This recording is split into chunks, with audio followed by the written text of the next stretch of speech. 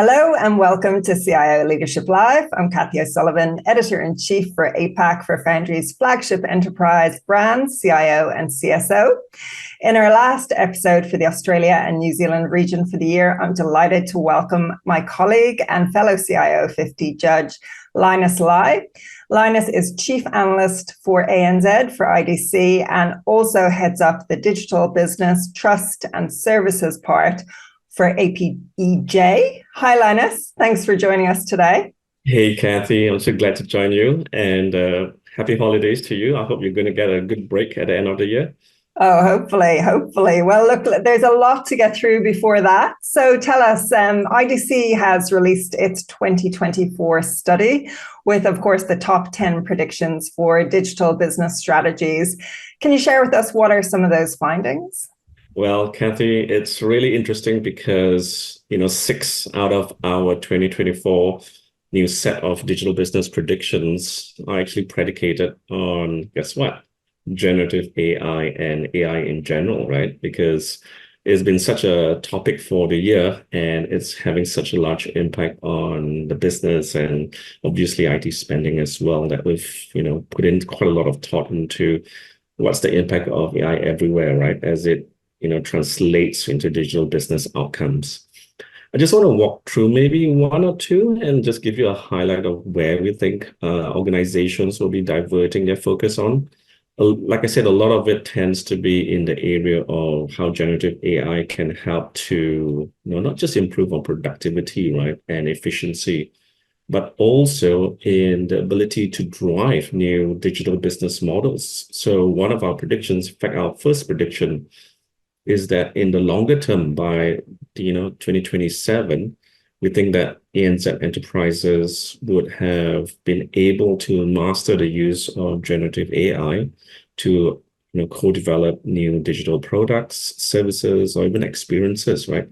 Leading to double the revenue growth against their competitors. So we're now starting to think about industry use cases that go beyond, right, worker and task productivity or even business function productivity.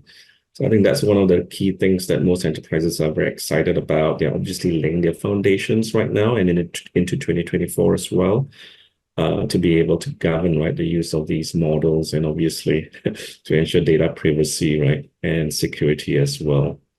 The other one I really wanted to talk about was, how in the spending side of things as well, we think that spending on digital technologies will continue. If you look at IT spending in general, it's been a bit of a low year relative to other years this year, as you can imagine. But we think that spending in 2024, right, just next year, on a market segment that we call digital business technologies, right, is going to grow at 9 times the economy in 2024. So by all accounts, if you look at the economies in Australia and New Zealand, I think we're tracking about maybe at most 2% GDP growth. We're actually predicting that spending on certain segments of technologies will actually grow at 9 times that. And that's about 18% growth in 2024. So can you imagine that if you just carve out your market niches and if you look at very specifically where digital technologies can help, you can bet that the budget is going to be much higher than you'd imagine. Great to hear, and certainly sounds like a lot more positive vibes happening for 2024. So just widening that out, Linus, what are you seeing then in terms of areas for investment for IT decision makers? Is cybersecurity still up top in terms of spending priorities? Oh yeah, for sure. Cybersecurity is like number 3, right, when we look at it from a business perspective. So we actually run 2 surveys. We run the C-suite survey and we run the IT, the CIO surveys. And from a business perspective, which is the C-suite surveys, cybersecurity is third. But guess what? Generative AI is number 1. Enterprise automation, number 2. Right? So very large focus, right, on how enterprise automation together with generative AI can play a role. And this includes low-code, no-code technologies as well. When we ask the technology leaders, the CIOs, yes, cybersecurity ranks like number 2, right? but cloud, and having the right data platforms and investing in optimizing and operating cloud to support, right, some of these business initiatives is still very much high on the agenda because they play a very large supporting role, right, in the platforms. So I'm glad you mentioned cloud because it has been quiet in terms of what we've been hearing about cloud. And indeed, earlier this year, the forecast of the growth in public cloud in the market here in Australia and New Zealand dipped below 20%. So what do you think that means? What does this new phase of growth for cloud services look like? You're right to say it's a new phase of growth. Shock horrors, we're now below 20%. But can you imagine, being in a vendor organization that's growing at 20%? Wow, that's impressive, right? So as much as a shock as it is, it's growing less than 20%, it's still high growth, right? But you're right, it is a new phase of growth. We're seeing, obviously, as cloud matures in Australia and New Zealand. And remember, cloud was here a long time ago, even before, right? Amazon launched its data centers back in 2012, and subsequently all of the cloud services providers as well, right? And all of these announcements that we're seeing of data center build and expansion in countries like New Zealand as well. We're entering a maturity phase because, there's about 42% of spending on cloud right now. And in the past, if we went into an economic down cycle, it would have been easy to hold off capital spending on infrastructure because you could always sweat the assets. You could always spend more on support services or maintenance services. Right now, when we're spending on cloud, it's very difficult to just switch it off, right? You'll hear the complaints from the business, obviously. So you're right, we're actually entering into a very different phase of cloud right now.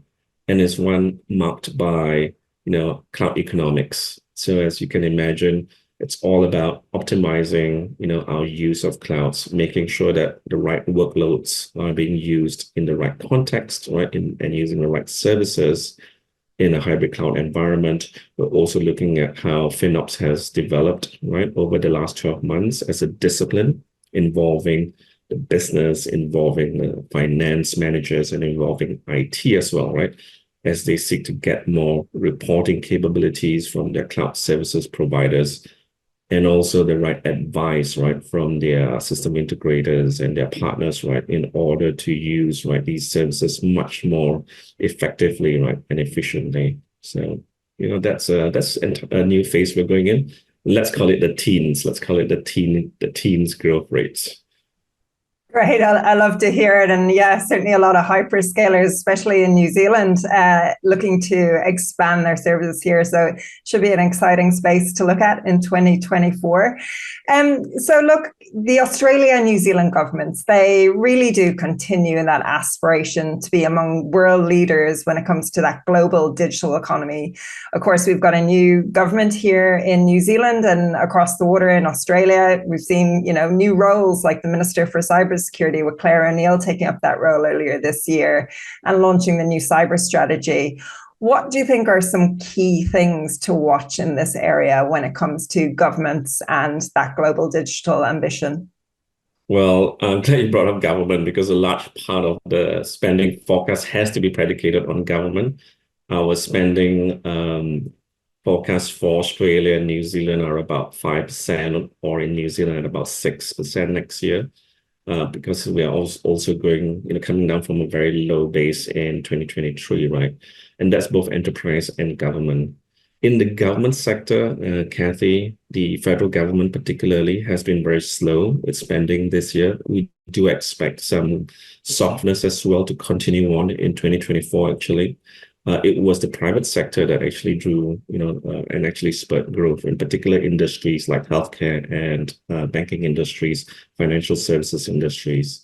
But in the in the federal government space, right, there have been some pretty big challenges. They still are obviously undergoing tremendous modernization and transformation programs that they just need to soldier on and get through in the longer term. They do have obviously a digital first government blueprint and government plans as well.